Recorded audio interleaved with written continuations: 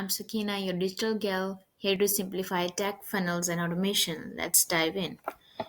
So, in this video, I'm going to show you how you can create products in your GoHighLevel account and how you can connect Stripe as well so that you can start getting paid or start collecting payments. So, let's go to once you log into your account, let's go to payments. Make sure you are switched to the right sub account. Let's go to payments, go to integrations. So you can choose which payment method you would like to connect, either it's Stripe, PayPal, Authorize.net, NMI, or manual payment methods or Square. So these are some new features that they have, new payment methods that they have added. So for Stripe, you can click connect and then connect with Stripe. So it will take you to the login and you'll have to authorize it, and that's it. It will be automatically connected after you add your email. So once you've done that, let's go back and let's go to products. So we're going to create a product, and now here include an online store. So once we will create this product, we will have the option either to include it in our store or hide it. So this option is to enable or disable the product visibility on the online store. Let's add demo product. You can add a description, but this is optional. This is optional as well. Let's scroll down and add a price. Okay, this feature is cool actually.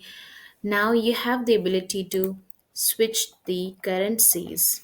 So even if you are in a different country and you want to collect maybe USD or AUD, so you can AED, sorry, you can switch between that and add the product price. So let's see.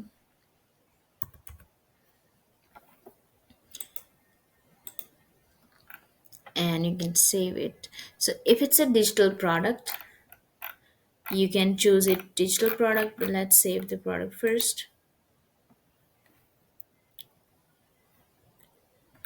And if it's a physical products, you can also add a variant. A variant is where you can choose color or size, and then you can give them the options. And this is actually for the online store, but for funnels, or if you want to collect payments for some offers, you don't have to create these variants yet. We will cover that when we are working on the e-commerce store. So that's there, your product is created.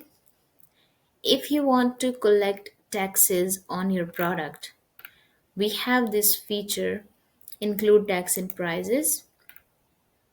If your tax settings are enabled to collect payments, then you can choose as per global settings. But if those settings are not done, you can change it for individual products. So for example, I would say no, tax will not be included in the purchase price. The price shown the customer will not include the tax amount. It means the price they are seeing, the tax is not included, so we have to collect tax separately. So we will enable these attached tax rates, and then we will select whatever tax we have created in the backend.